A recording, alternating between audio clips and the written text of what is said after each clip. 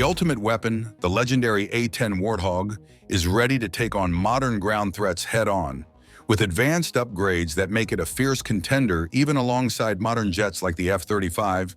Its remarkable firepower and durability have earned it the nickname Tank Killer. Designed to dominate the battlefield, it built on lessons from the Korean War and improved on the success of the Douglas A-one Skyraider, making it more formidable than ever. So what new upgrades make the Warthog stronger, and will it continue to stay relevant in the future? Join us as we reveal how the newly upgraded 2025 A-10 Warthog shocked the world. In the 1960s, when the world was faced with the threat of a nuclear war, Pentagon leaders realized that attaining victory wouldn't only be dependent on the availability of nuclear weapons, but also on the ability to support ground troops effectively. However, after the Second World War, the development of attack planes slowed down, leaving the U.S. vulnerable during the Vietnam War. The primary attack aircraft then was the Douglas A-one Skyraider from the Korean War. Unfortunately, it didn't have enough firepower for the thick jungles of Vietnam and was quite vulnerable to ground fire. Recognizing the challenge that they were faced with, the need to strengthen air support became a major priority for the U.S. Air Force. They needed a plane that could handle Soviet tanks and protect infantry by breaking through enemy defenses. In September 1996, General John P. McConnell, Chief of Staff of the U.S. Air Force, ordered the creation of a specialized close air support aircraft, and this led to the creation of the AX program, or Attack Experimental. During the hunt for the perfect aviation company to bestow this incredibly important task upon, 6 companies submitted designs. However, the United States Air Force preferred the Northrop's YA-9A and Fairchild Republic's YA-10A the best. After a process of intense testing, they chose the YA-10A. The United States Air Force later updated its requirements and requested a more detailed proposal for the new aircraft. They considered the possible threat from Soviet armored forces and the need to operate in all weather conditions.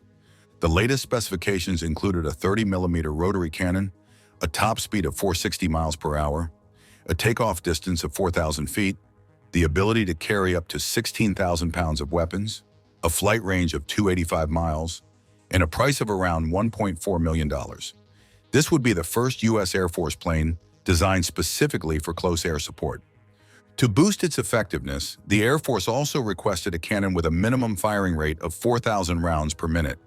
This led to the creation of the GAU-8 cannon, which can penetrate armored vehicles from over 1,300 yards away, firing 65 rounds per second with 80% accuracy.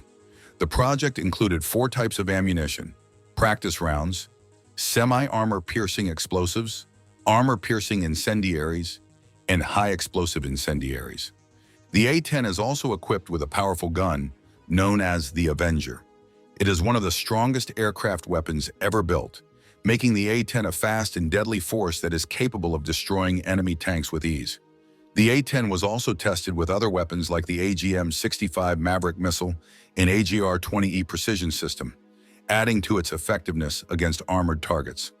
This aircraft is renowned for its great firepower, its 30mm cannon, titanium armor plates, and its ability to support ground forces in close combat, making it a valuable asset in larger, more intense battles. As global threats change, it makes sense for the Air Force to keep the A-10 in service. It's effective against targets like fuel convoys, and it can carry a wide range of bombs, including laser-guided and precise missiles. It also plays a key role in many combat situations, such as counterinsurgency and close support for ground troops. It's no surprise that this tough aircraft has been upgraded many times to stay relevant. Since it was introduced in 1976, the A-10 has had a long career, and it's obvious that it won't be retired until at least 2040. No other aircraft in the U.S. military can match its ability to provide close air support to ground troops. Looking at how the A-10 turned out, it's surprising that such a big and heavy plane can be so agile and effective. Its main design goals are to be tough and easy to maintain. The Warthog was built to operate from rough airstrips and deal with engine damage from debris. This explains why its 2 engines, the General Electric TF-34GE100, are placed high and behind the wings in front of the tail. These engines have a high bypass ratio, which means they produce less heat that could be detected by heat-seeking missiles. Their placement also helps keep them running while the plane is being serviced or loaded with new equipment. Despite the A-10's powerful features, Congress wanted to see if it should continue spending $4.2 billion on the aircraft or replace it with the F-35 Lightning II. To make this decision, the Air Force was asked to upgrade the A-10 and prove if the F-35 could really take its place. To come to a conclusion, the Air Force responded by giving the A-10 8 major upgrades. Upgrading A-10Cs, which started in 2005, was a big improvement for the Warthog. It added precision weapons, some digital screens in the cockpit, and a laser pointer. Suite 10, which will be ready in spring 2021, is the next step in making the A-10 more modern. One of the first improvements was the V-12 lightweight aerial recovery system, which boosted communication between A-10 pilots and ground teams, including pararescue teams and pilots whose planes had been shot down. This system allowed the A-10 to provide even close air support and help with combat search and rescue missions. To improve its chances of surviving in modern combat, the aircraft was also equipped with longer-range weapons. Since it isn't that fast enough to avoid enemy fire when spotted in hostile airspace, it used to be risky for the plane to get too close before firing. But with its new weapons, the A-10 could engage targets from farther away, showing off its agility in the air. They also use updated strategies to avoid threats and also be able to attack some targets from a distance with precise weapons. After dealing with these threats, they can then move on to their usual missions without a hitch. With night vision goggles, the A-10 can still dominate the battlefield at night and at medium or low altitudes. It can also target ships using the AGR-12 precision weapon system, which loads rockets 4 times faster than before, making it an even more deadly force thanks to the 8th upgrade. Major Kading emphasized that being able to stay safe in battle is not just about having the best equipment and software. It is also about using the most effective and lethal strategies. He also stated that what makes their organization unique is that they focus on all of these critical aspects. Suite 9, which was introduced in 2019, made it possible for JTACs to share their position digitally with the A-10's onboard computer. This helps prevent accidentally targeting friendly forces. It also allowed it to attack multiple targets at once with precision-guided weapons. Now, the pilot can drop 6 weapons with just one button press, which used to require a lot of work.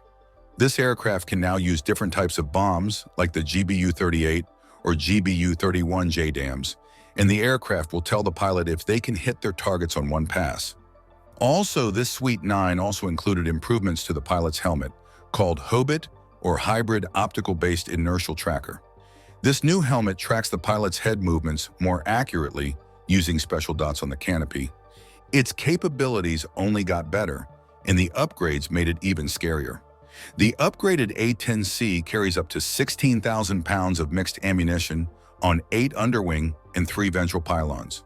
These include 500-pound Mark 82 bombs, 2,000-pound Mark 84 bombs, GBU-39 small-diameter bombs, laser and GPS-guided bombs, precision joint direct attack munition, incendiary cluster bombs, combined effect munitions, and mines. Let's not forget the rockets, such as the AGM-65 Maverick, unguided and laser-guided 2.75-inch missiles, and the AIM-9 Sidewinder.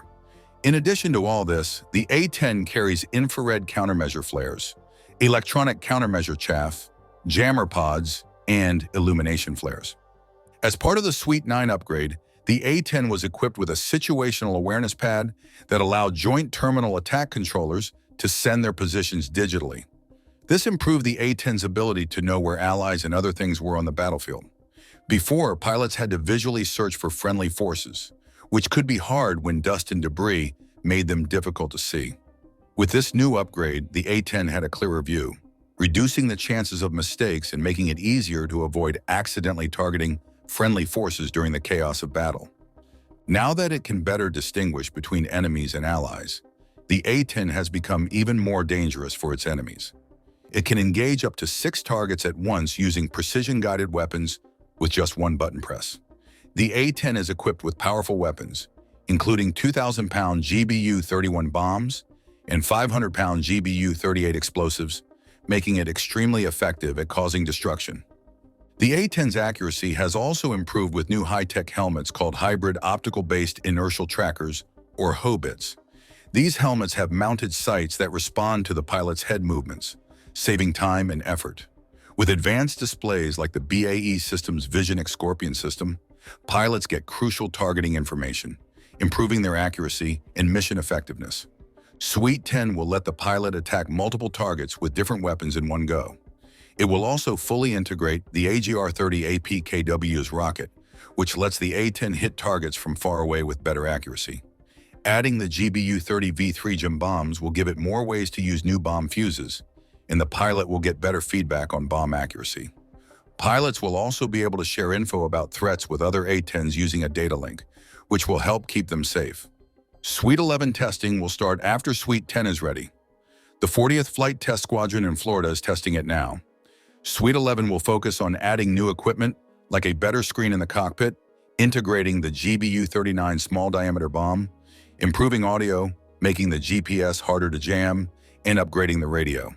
These changes will make the A-10 more modern and better at using weapons. The process of upgrading the A-10 with new wings started in 2007 and finished in 2019. The new wings should last longer, unlike the previous one, without needing repairs, and will also keep the Warthog flying until at least 2030. There's also a plan to get more new wings for other Warthogs. While there's no plan to put new engines in them right now, the upgrades it's getting will keep it a better option for the Air Force for a long time. The A-10 can truly be called the Terminator of U.S. military aircraft. It's built to survive direct hits from armor-piercing and high-explosive shells up to 23 millimeters. It has a backup control system if the hydraulic system fails and is designed to return to base even with serious damage, like losing an engine, half a tail, or part of a wing. During the 2003 Iraq invasion, pilot Kim Campbell's A-10 was hit by enemy fire. Even with damage to one engine and its hydraulic system, the plane still made it back to base using manual controls. This incident proved that the aircraft is even as rugged and agile than they thought it was. Aside from its agility, almost all of the aircraft's major components are interchangeable and can be installed on either the left or right side of the Warthog, making it incredibly easy to maintain even in the harshest field conditions. The list of such ambidextrous parts includes engines, vertical stabilizers, main landing gear, and other components. When developing the A-10, the goal was clear: to build a flying tank to destroy enemy tanks. To achieve this, engineers used a 1,200-pound titanium alloy armor, 1.5 inches thick, to protect the pilot and cockpit. This was one of the first times such advanced metal was used in aircraft. But could a heavily armored aircraft still fly with a damaged fuel tank? Engineers took steps to minimize damage to the fuel system. All 4 fuel tanks were placed near the center of the aircraft, away from the edges. This setup means that the tanks would need to be hit through the thick armor of the aircraft first. The fuel lines can seal themselves if they are damaged, and check valves stop fuel from leaking into damaged tanks. The tanks also have polyurethane foam inside and outside to block debris and reduce fuel leakage if hit. Additionally, fire barriers and extinguishing systems protect the engines. Even if all 4 fuel tanks are severely damaged, there is still enough fuel in 2 special sumps to fly for 230 miles. Since its early production, the A-10 has gone through several tests to ensure it performs at its best. One of the first major tests in the late 1970s involved modifying one A-10 into a 2-seat version called the YA-10B to explore how well it could handle all weather and night operations.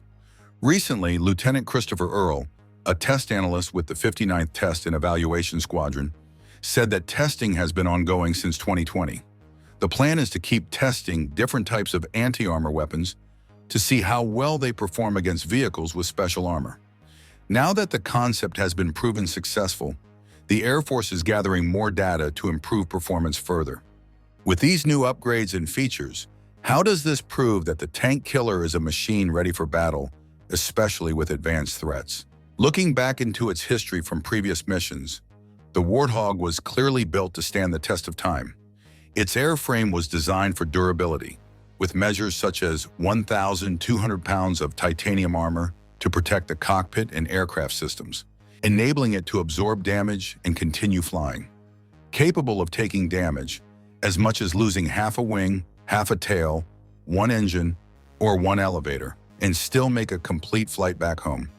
Its ability to take off and land from relatively short runways also makes it a huge favorite in operations from airstrips close to the front lines, and its simple design enables maintenance with minimal facilities. Proving all of its well-laid features, the A-10 made a notable appearance in America's involvement against Iraq's invasion of Kuwait in Operation Desert Storm during the First Gulf War in 1991. The American A-10s alone accomplished incredible feats. They managed to obliterate over 900 Iraqi tanks, along with an astonishing 2,000 other combat vehicles and 1,200 artillery pieces. In addition to that, this war beast was also involved in various conflicts, including those in Grenada, the Balkans, Afghanistan, Iraq, and against the Islamic State in the Middle East. Right now, the 422 Squadron is working on different tactics to improve how the Warthog performs in combat. One of these is about flying at night at lower altitudes and using better night vision technology. They're also looking into new ways to rescue people in dangerous situations and how to attack enemy ships using special rockets. They are attempting to make the airfighter get better at flying from places with limited support. All of these changes will make it more ready and effective in missions. The AGR-20 APKWS-2 rocket is a smart version of the old 2.75-inch rocket, which the A-10 started using in 2013. With its supreme capabilities, the Warthog has remained a favorite choice in modern warfare scenarios.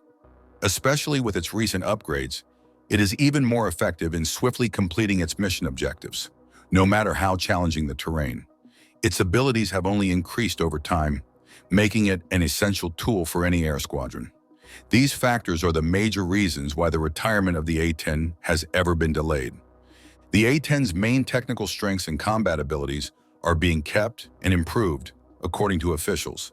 In 2021, the A-10 performed well in a bombing campaign against ISIS, and the Air Force delayed its planned retirement. Instead, they began developing a new long-term version of the A-10. Earlier that year, Pentagon leaders announced that the A-10 would not retire and would stay in service until at least 2022. Now, both the Air Force and the Department of Defense want to keep the A-10 flying for many more years. It has been used by the U.S. Air Force in many missions, including in Afghanistan, Iraq, and other conflicts. After Russia invaded Ukraine in 2022, some U.S. officials suggested that A-10s could help Ukraine fight against Russian tanks, but talks have since shifted toward providing F-16 fighters. The future of the A-10 is still uncertain. The U.S. Air Force originally planned to keep it in service until 2028, then replace it with F-35 fighters. But many experts argued against this, pointing out how effective the A-10 still is and how expensive the F-35 is. Now, the A-10 might not be retired until the 2030s, so we may see it flying for years to come. In the changing world of air combat, the A-10 shows how important it is to be adaptable and resilient. Its unique design, with the GAU-8 Avenger cannon, titanium armor, and powerful weapons, has made it a crucial tool in close air support missions. From the roar of its cannon to the precision of its bombs, the A-10 has earned its place in military history. Thanks for watching. While you are still here, click on the link on your screen to check out another of our videos. See you there.